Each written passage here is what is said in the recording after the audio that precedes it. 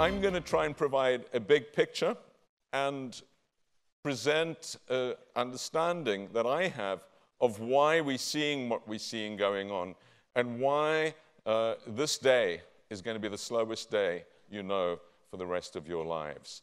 Why we are able in this time to think in new ways and why we have a historic opportunity to do so. Why this time is different and why I think we're in much more than a fourth industrial revolution. We're in an age of discovery. We're in a time which, like the Renaissance of 500 years ago, will be remembered for the next 500 years. Now, it's the vanity of every generation to say this time is different.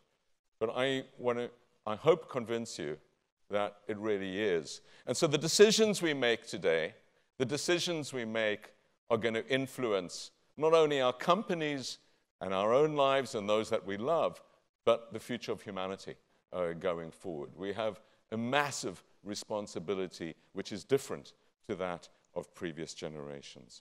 And it's driven, like the Renaissance, by an information revolution. Then it was the Gutenberg Press that completely transformed the way that people in Europe initially and then around the world thought. It transformed what they saw, it transformed what they learned, and the speed at which that happened. It took Europe from being one of the more backward places on the planet.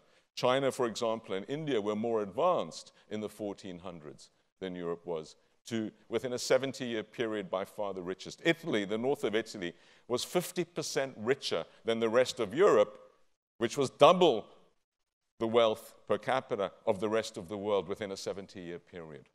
And I believe we're living in a moment like that, but it's global, it's instantaneous, and it's transforming the world as dramatically as the Renaissance transformed Europe from the same sort of thing. We know about the Renaissance changing perspective. You sit in the galleries and you look at these pictures from the late 1400s and you compare them to the pictures that were painted only 20 or 30 years before, and they are totally different. The Da Vinci's, the Michelangelos, the Raphaels, the Botticellis, and all the other iconic artists that we look at. But it wasn't simply that art and the way that people saw things was transformed. It was also, of course, a global scientific revolution. What you had was the discovery of circumnavigation of the world and globalization 1.0, centered on this place, Florence. And one of the remarkable things that happened in the Renaissance, like is happening today, right where we are, is that place becomes more important. And far from globalization leading to what my friend Tom Friedman calls the world is flat, or the death of distance, it leads to place becoming more important. Where you are and the people you're working with, the people that employ you, and your experience of that matters more. And you hear about it quicker, and you want to be there. And that's why this part of New York, Silicon Valley, Shenzhen, parts of London have become a place to be. And certainly parts of Germany too, Gunther. And in that, getting there and being at the frontier becomes more important. What we saw in the Renaissance was not only the changing of human perspective of how people saw each other, but of course of the world, from a flat world to total circumnavigation. And even more revolutionary, that from the earth being the center of the universe, God in the heavens, to simply being a planet going around a sun, going around other suns, a revolution. And that's what we are experiencing in our lifetimes. And that's why we need to have the mindsets to embrace change, to accept that the old things that we grew up understanding no longer are likely to be valid as we get older. And can we change? Can we change with the times and the knowledge? Can we change the way we do things? Can we change perspective? But change in an anchored way, change in an ethical way, change in a way that understands what's good from the past and take it forward to the future. What the Renaissance also teaches us is the risks associated with these processes of incredible change. The pace of change leading to accelerating chaos. The ships that went to the New World, of course, that came here, landed not far from here. Didn't only engage in global commerce. They also brought what my friend Jared Diamond calls guns, germs, and steel. Most Native Americans were killed by the diseases brought by these ships. And of course, the ships that went back took syphilis and other diseases which people didn't have immunity against and killed millions of Europeans. And while the elite in Florence did very well and were enjoying the gold on the chapel roofs, the spices and the furs coming back from the New World, most people felt that globalization was a really bad thing. They continued to eat gruel, the scribes were put out of work, and their ethical basis was being challenged. God no longer was determining their destiny. He was no longer in the heavens. People like Savonarola used this new information technology, and he invented the political tweet, except it was a political pamphlet. He printed hundreds of thousands of political pamphlets with this new technology and basically deposed the Medicis. You know about the bonfire of the vanities, the burning of books, the destruction of intellectual activity. And he put a jihadist republic in the place of the Medicis in Florence. Of course, it wasn't only Savonarola that could use the new technology. Luther's preachings going viral, using this to challenge the church, which had previously had a 100% monopoly on the dissemination of ideas, using new information technology. And then there was religious war and the Inquisitions, the hounding of intellectuals, anti-expert, anti-professional feelings, and the hounding of diversity. Florence had been the most diverse city in Europe. Gays were welcomed. In fact, Da Vinci was gay. Incidentally, Da Vinci was also a vegetarian who went around the markets buying birds in cages and releasing them. This guy was 500 years ahead of his time. He died 500 years ago on the 2nd of May. But that was stamped out. Florence had also been a city of migrants. Muslims and Jews were absolutely central to the Renaissance. You would not have the works, the iconic works of Michelangelo and others, without the technologies and the ideas, the artmanship that they brought into Florence. This was all stopped in the Inquisitions. Of course, Jews, Muslims were hounded out of Europe. Why am I telling you about the Renaissance? I'm telling you about it because I think when we think about the fourth industrial revolution, we think it's all going to get better and be better. We just let the process run. This is not about industry. It's not fourth. This is about social transformation at a scale which is unprecedented in the world, at a speed which is, of course, very different to the Renaissance. There's still parts of the world which haven't been touched by the first industrial revolution, where you have people pulling hand carts or plows behind oxen. They don't even have power. But they'll have a mobile phone in their hands, and that's the difference. The leapfrogging of the information revolution. What we've seen with the coming down of the Berlin Wall 30 years ago, not incidentally at the same time as the World Wide Web was developed, is this new incredible revolution. The flows across national borders of people, of goods, of services, but most importantly of ideas, in totally new ways. I was living in Paris when the wall came down. I didn't think for a moment that it was related to my own life. I thought it was about Eastern Europe. I was working at the OECD. It would be a whole big new work agenda.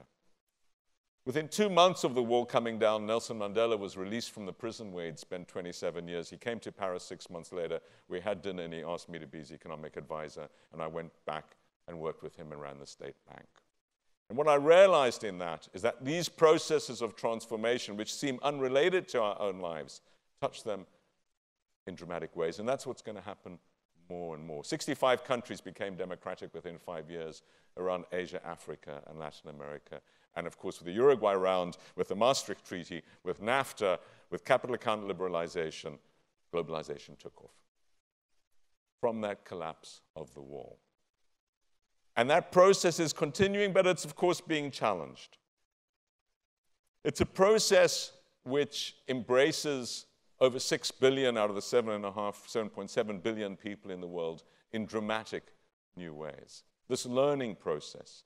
And what we should expect with this is more and more ideas to emerge more quickly, spark, and to fly. So expect new Mozart, Shakespeare's, Einsteins to emerge from the streets of New York, but also the streets of Shanghai, of Soweto and Sao Paulo. What we know is that randomly distributed genius occurs, and so there are just a lot more geniuses out there that we're going to hear from. There were only 70,000 people living in Florence at the time of the Renaissance, and they created that genius. Imagine in a world of 7 billion connected people, how we'll learn about new inspirational people. And you'll hear from some of them, like Prof. Howard today. But it's not that. It's teams. It's people sparking from each other. It's people learning. It's people mobilizing that changes the world.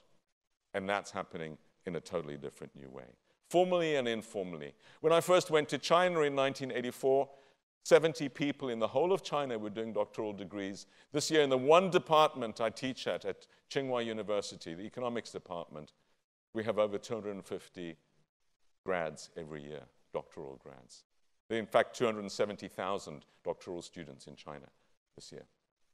This is different, and it's in different places. Because ideas are traveling more rapidly, because health technologies are improving, there are 2 billion more people in the world than when the wall came down. Simple ideas like smoking kills you, wearing a safety belt saves your life, and very complicated ideas embedded in cures for cancer, in vaccines, spreading around the world. Infant mortality plummeting, average life expectancy improving by 20 years over this period of time.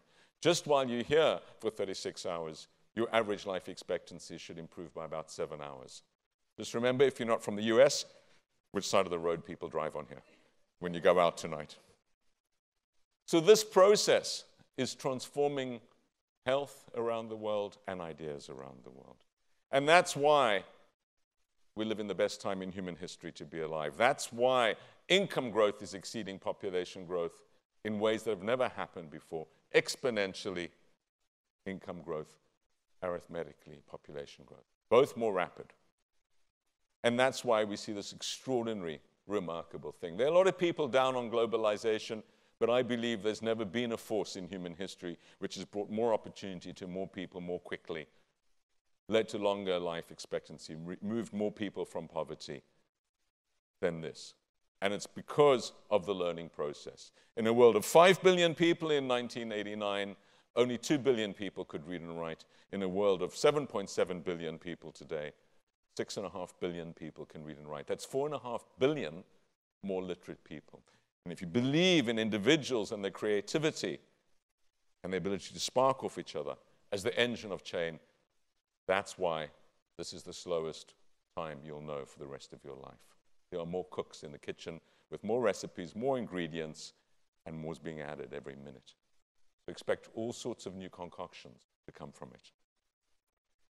There are 3 things that I worry about going forward in terms of whether this is likely to be sustained. The first is when change happens more rapidly, people get left behind more quickly. And we forget that at our peril. So inequality is growing in all countries of the world.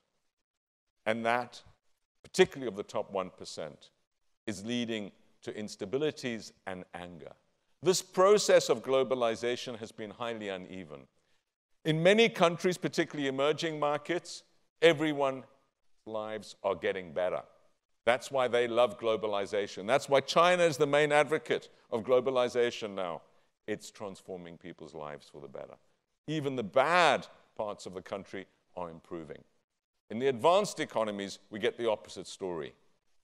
There are many parts, like the Midwest of the US, like the north of England, parts of Europe, where people's life expectancy is lower than their parents, where their job prospects are lower than their parents. And you wonder why they're angry. They don't think that globalization has brought good things. They think it's the urban elites that have benefited. And that is an issue which needs to be resolved if we're going to have a politics going forward which is supportive of globalization. The second great challenge of globalization is that not only good things connect, really bad things connect too. So how do we have integrated systems without rising interdependency? How do we ensure that we have things that work without them being dependent on forces that are out of control? What I call the butterfly defect of globalization. Swine flu starting in Mexico City spreads around the world in 36 hours, exactly replicating airline traffic. This is from my emerging infections group in the Oxford Martin School. Exact replication. So the super spreaders of the goods of globalization, like Lehman Brothers up the road here, like airport hubs, become the super spreaders of the bads as well. And what we need to learn from the financial crisis is that. The extraordinary speed around the world in which these bads travel. So managing integrated systems requires more expertise and understanding of complexity, and it requires that we can say to our citizens, we can safeguard your futures even though we're more interconnected. But we haven't. The financial crisis of 2007-8 demonstrated visibly to people that we don't know what to do. The best institutions in our countries are the treasuries, are the Fed reserves, the central banks. The best institution globally by far is the one that Baker McKenzie's former managing partner, chairperson runs, Christine Lagarde at the IMF. It is the global institution with the best people, the best expertise. It also incidentally pays the best of the global institutions. It was totally blindsided by the financial crisis. So it's no wonder that people say, globalization isn't being managed effectively, let's leave. Let's pull back, let's build higher walls, protectionism and nationalism. I believe that if we hadn't had the financial crisis, we wouldn't have President Trump in the White House, we wouldn't have Brexit in the UK. This was a fundamental failure of the experts and professionals to manage expert systems. So we need to look at ourselves and say, can we do better in managing these systems? I'm going to race through 3 mega trends which will shape the future and come back to some of these bigger questions. The demographic, the economic, and the technological mega trends. The demographic mega trends are becoming clearer, and they are that the world's population is rapidly stabilizing and coming down. Over half the countries in the world below replacement level. The only uncertainties left are with respect to Africa and 1 or 2 other countries. Of course, Africa matters because of the numbers, for many other reasons. But the story of overpopulation, if that's the one that's in your head, is out of date. That means median ages are doubling very rapidly around the world. And with that, many things around politics, around economic policy, taxation and spending, and of course, around firms. I was fascinated to read in this morning's Financial Times that the average age of retirement of when people actually leave the workforce, as opposed from the regulatory ages in Europe, has gone up by over 25% over the last 15 years. People working into their 60s. So this is part of this process of demographic change. So we need to remove from our mental maps ideas of population pyramids and put in place these sorts of structures. This is Italy, but actually it's typical of the advanced economies. Now there are lots of things that jump out of these graphics which are very significant. The first is the obvious point, and those of you that have heard me before know what I'm going to say on this, is that this is the incontrovertible evidence that women are wiser than men. Okay? They live longer in all countries of the world, and the simple reason is they don't make as many stupid decisions. They don't smoke as much, they don't drink as much, they don't stick as many knives into each other, they don't drive as many cars into each other, and they live longer around the world. A lot of single elderly women is the future. But the opposite is happening in all countries of the world. At the bottom, many more young boys than girls.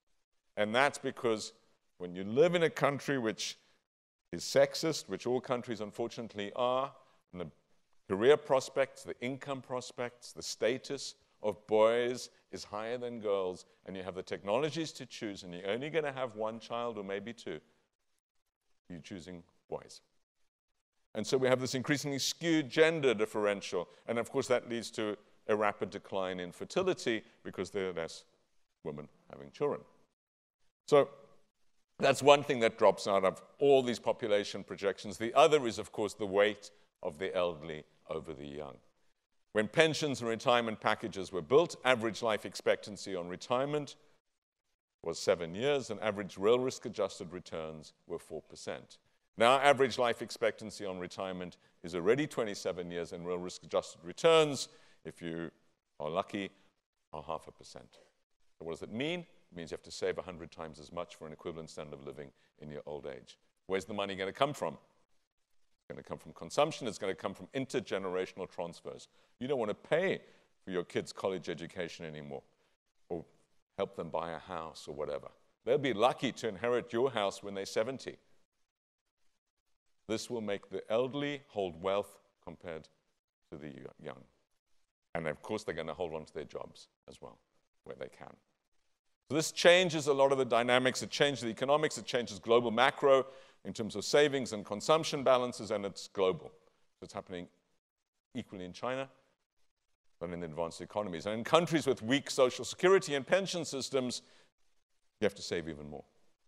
So this is a big dynamic going forward. Every country is unique. China, the one-child policy, has given it a more skyscraper sort of shape.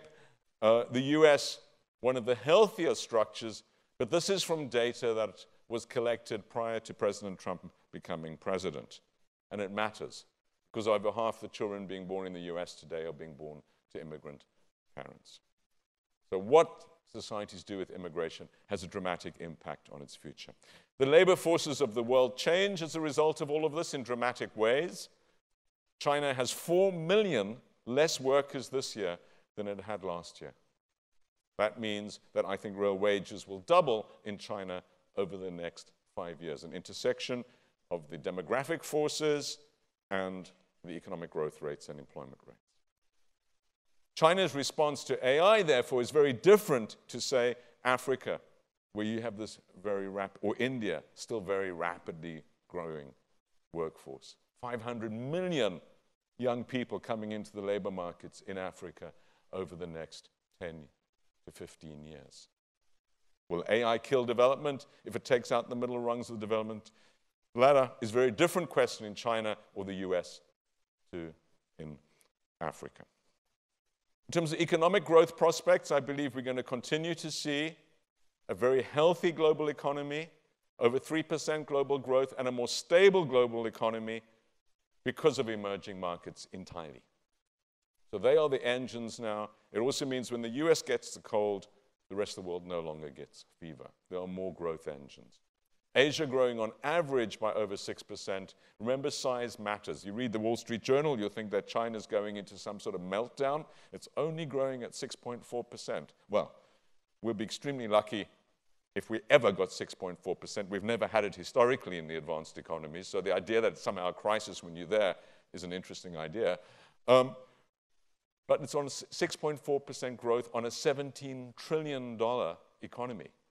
That means it's adding more value every day than when it was growing at 10% on a $10 trillion economy 12 years ago. Size matters. If it continued growing at over 10% on a $17 trillion economy, it would be the whole world economy before too long. You've got to slow down when you get very big. And of course, the quality of growth matters as well. Pollution and many other things.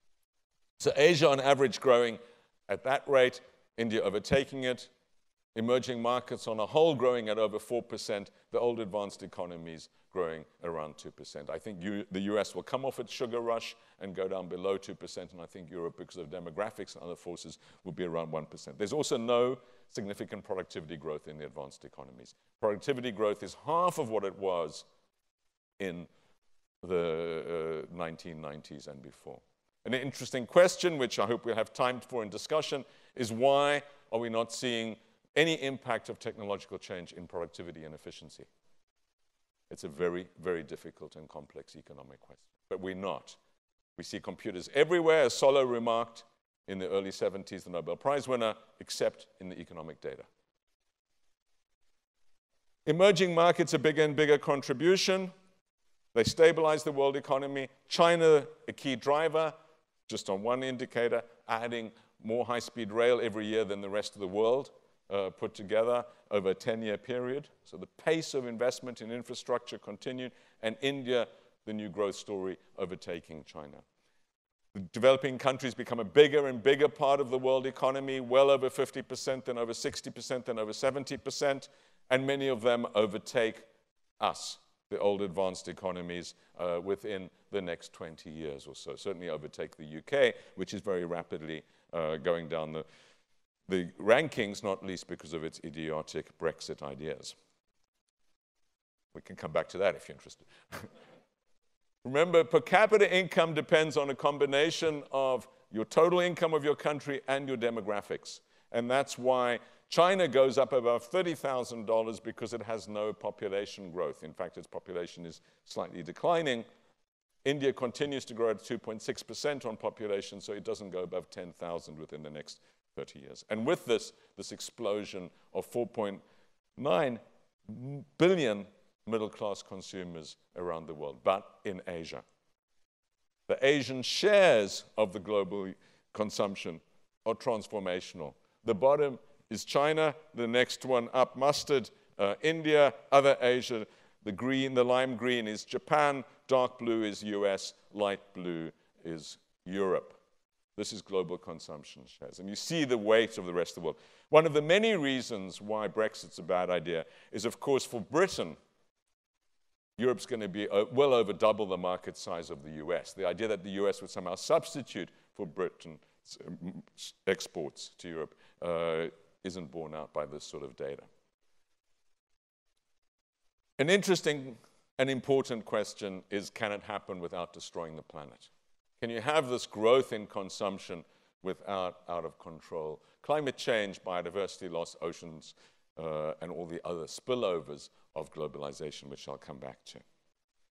Whizzing through the technological megatrends, I would argue that although the future is more uncertain, therefore prediction is even more hazardous than ever before, and prediction's always hazardous, we need to do more and a better job of thinking about it. And we can rely on some of the mega trends like what's happening in computing. Over 60 people in the Oxford Martin School working on the future of computing. I'd be very interested to hear what Prof. Howard has to say about this as well. But we think we'll continue to see a doubling of processing speed about every year to two for the next 20 years for about the same price. So something like 100,000 to 1 million times the power for the same price in 20 years' time. What we don't know is what we're going to do with it. But that capability, we believe, is pretty sustainable. Now, we're already doing some interesting things. This is from the Nano Lab I created. This is a 6 billionth of a meter wide needle going through an individual cancer stem cell at a speed of 44 billionths of a second to drop an individual drug into an individual cancer stem cell, revolutionizing cancer therapy. This is from the stem cell lab we created. This is the lab technician's skin reprogrammed to be a heart cell. And we've reprogrammed now about 12 different cell groups, and they're rapidly expanding, as many others are around the world. So revolutionizing medicine. What's happening in genomics is even more powerful and raises very, very deep ethical questions that anyone involved in HR and legal is going to have to grapple with in the coming years. The back mouse is a wild mouse. It drops out after about 20 minutes, 200 meters. The front mouse is a genetically modified mouse, goes for 2 hours, 2 kilometers. Two very happy mice. One just has 10 times the power and endurance that the other one has. What's happening in genomics is so revolutionary and becoming affordable in a growing number of places that it's inevitable that it's going to enter all our workplaces in interesting ways. Of course, it's also associated with chemical manipulation. a question is going to be, do we rewrite code in embryo? If our country doesn't allow it and another country does, will we fly there to have our baby perfected? These sorts of questions will be facing parents of the future. And this isn't advancing at exponential speed, it's advancing at super exponential speed.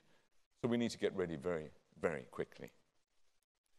The information flows around this and what's happening on the web are equally revolutionary. What we see now is through the growth of the Internet of Things is the exponential growth in connectivity. Everything will be digitally enabled in the future. I've had this experience. I opened a cybersecurity conference at a new, very big, very high hotel near Central Park the other day. Opening session, couldn't get into my room after I went for a run in Central Park because it was digitally enabled. That sort of dependence is going to be absolutely everywhere. And of course, it's a bit of a black box. No one in the hotel could get this door to open. In the end, the fire brigade did. What is happening in cyber security, cyber reliability, cyber integrity is so central to every dimension of our lives and will become so much more so.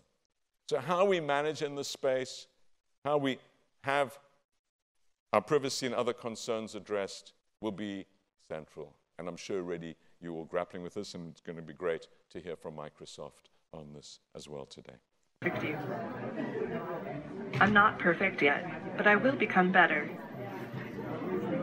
Right now, I am learning about human emotions. I have a default emotion, which is to be happy. But I can be sad too. Oh. Or angry. I can emulate pretty much all human expressions. I would like to live with humans since I learn from interactions. One day, I'll work in your business. So you know about Sophia. She's actually last year's model. She's been recycled back into different and better. What AI is going to do with jobs, and this will be a part of Prof. Howard's conversation that we'll shortly have, is obviously for all of you a key question. In the Oxford Martin School, we, on quite a high end of the spectrum, we think up to half of US jobs, 47% of US jobs, are vulnerable to machine intelligence and AI over the next 20 years or so, about 40% of European jobs, higher shares of African and other jobs. These are really fundamental questions about what the future of work will be that we're having to engage in and address very, very quickly. And associated, of course, with some very tough decisions for HR professionals, which is how do you communicate, and how do you lay off, how do you transform? Will this take out the middle rungs of the development ladder? What is the future of development when all previous transformation of all countries in the world has been through stages of development of repetitive rules-based tasks? And that's exactly what AI is very good at. So what do you do in that world? How this plays out and what people think about it is going to be important, and of course it's very, very different in different countries. The rate of uptake will reflect not only capital markets, the cost of machines, the relative wages, etc., but also attitudes to this. We know, not least from the experience of Germany, which has banned GMO and nuclear power, that it's not that technologies exist, it's that people want them or not. And so we'll see very differential uptake. And for global companies, a key question is, how do you operate in that world? You'll have not only different uptake of AI, you'll have very different uptake of other things like genetic enhancement, like chemical enhancement. If you could sprinkle stuff on your canteen food that would enhance the productivity of your workers by 10, 15, 20%, would you do that? And who's going to decide? Is it you? Is it national regulation? Where is the decision-making on this? These things will become much more complex and much more significant. This relationship is key. Now, I said I would end with some thoughts on how these things fit together. We've known for a long time that what's rational for individuals is not rational for society as a whole. It's fine if a couple of fishermen fish in a lake, but if too many do it, they kill the stock, and we've seen this with the North Atlantic. Many traders were expecting a new record to be set at this year's opening tuna auction, and they were not. This is the tuna that went for $3.1 million in January this year. Nature doesn't know price. No matter how much the tuna are worth, they will not reproduce more. You'll just get more and more high-tech fishermen chasing the remaining tuna, as you will get hunting the rhinoceros horns, which are now worth more than gold. So we know that markets will not give us a solution to the allocation of scarce natural resources. And this is particularly true when we get to ecological thresholds like antibiotics. We know that if 200 million people in the world take antibiotics, they work well. We know if 2 billion people take them, none of them will work because there'll be so much antibiotic resistance. The challenge is made greater by the fact that we know that governments are not very good at this. They're becoming more nationalist. They can't manage scarce resources. They are short-term. This is the Aral Sea, shared by 6 countries, drawing water to feed their people.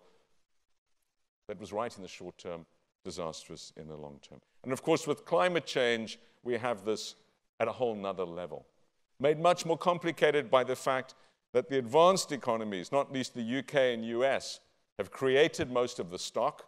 For over 100 years, the UK was the biggest emitter of carbon fuels in the world.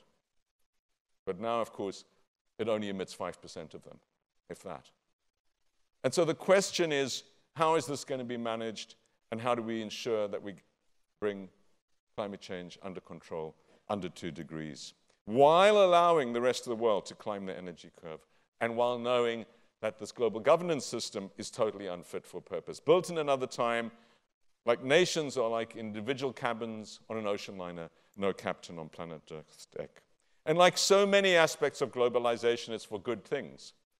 We can celebrate the fact the world is no longer run by 12 white men smoking cigars in a room, as it was at the beginning of the global governance system after the Second World War. New powers rising, asserting their own authority, we're in a power transition. This trade war and challenge between the US is at the heart of that. An old power unwilling to relinquish, new powers rising, and interestingly enough, the old power now protectionist, the new powers wanting to be globalist. These ironies of history, where it was the advanced economies preaching and trying to get countries to engage in trade, now has the highest tariff of all advanced economies.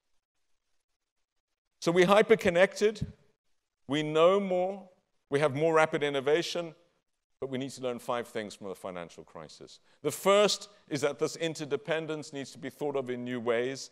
The second is this disconnect between national and global systems. The third is we need to get in front of the technologies. Then it was credit derivatives. Now there are many others. And unless we do, they will overwhelm us. The fourth is we need to get beyond short-termism. We need to convince our shareholders, our stakeholders of different levels, that unless we think longer term, we are unable to manage these processes. MBAs are great, but the globalization of lean management is not. It lifts short-term profits, but it makes companies more vulnerable. And the main thing we need to learn is that we need to rely more on our judgment. Ethics, values, speaking to each other, learning. Those things are more important than ever, and we need to do more of it. We can't use the data as a crutch. So to address these concerns, we need to think in new ways. A disconnected world, a world which fragments, is certainly not going to be better placed to deal with this. We are a hyper-interconnected and incredibly successful species. We've achieved more than humanity achieved in its history over this period of globalization, but it is now threatened. We have, for the first time, an opportunity because things are changing in new ways. While the globalization in Globalization 1.0, 500 years ago, was basically a white male affair. Now we can draw on the entire talent pool of the whole of humanity. And if you believe in individuals and their talent as the source of solutions, with every pair of hands comes a brain, that's a cause for enormous optimism. For the first time in humanity's history, we've actually got the global talent pool at our hands. The second reason I'm optimistic is that the pace of change, And the pace of ethical change is viral. It can take one individual, as happened with the Me Too movement, to create global change in ways which we could not imagine the day before these things began. And we're seeing with that a transformation of values. I never thought I would see in my lifetime a gay prime minister in Ireland. And of course, no one even talks about that anymore. So obvious that that should be acceptable. But these things are happening in a way that took women getting the vote and other things centuries in times before. We've seen the ability of individuals with ideas. Macron in France on a pro-globalization ticket, not the most obvious vote catcher, with no political power, becoming president with a 70% approval rating at the time. And we've seen our ability to share empathy. Sarah was telling me that it was her daughter's birthday yesterday, and she was able to communicate with her on live streaming, social media. The ability to empathize with people far away and learn from them in new ways. And we've seen, as another source of optimism, for the first time in history, world leaders listening to scientists in the Paris Agreement. So I'm optimistic. I believe that this change is happening in ways which, despite what we see around us, is going to lead to better lives for more people around the world. But we need to embrace that change, and we need to advocate it, and we can't be bystanders, because bystanders get overwhelmed by extremists. We need to be able to demonstrate that this process of change in our own firms and around the world brings good things. When this statue of David was unveiled 520 years ago in Florence, it was a revelation to people. Crowds came and looked at it. And they didn't come simply because it was 5 meters high, perfectly constructed out of 7 tons of the most incredible Carrara marble. They'd seen great sculptures of bigger scale before. And they didn't come because it was a story of David and Goliath, which had been depicted thousands of times. There were already around Florence many, many sculptures of David. They came for a different reason. They came because this was the first time anyone had ever seen this David, the thinking David. The David who didn't have his sword in Goliath's heart, or Goliath's head, severed head in his hand. But the David who was thinking and looking into the future, working out how he could overcome the odds. And that's the thought I would like to leave you with. The thought of our ability to think and to act. For global employers, there are many lessons to take away from this incredible time of change. A time of disruption, a time when there's anxiety, the time of uncertainty, where everything is changing. The radical shifts in relationships, the expectations on you as global employers, operating at different speeds in different places, but everywhere different all the time. How this is changing recruitment, regulation, and reputation. Nothing more important. Can be built over generations, wrecked in a day. What this means for skill, for the mobility of people and migration, not least in the advanced economies where these things are becoming very difficult at times. Of course, you're not in control. The regulatory reactions is an ethical maze which is different in different countries that you have to navigate. That's going to get more complex. And there's social tides that can shift in dramatic and very rapid ways, as we've seen with Me Too, and we'll continue to see in other ways. So staying on top of this means that you need to be more forward-looking. You need to be more agile. You need to embrace change. And I hope that you find this sort of session and the conference over the next 2 days helps you as you take on this incredible journey. If you can do all of that, you'll be able to rock on to a very, very happy old age. Thank you.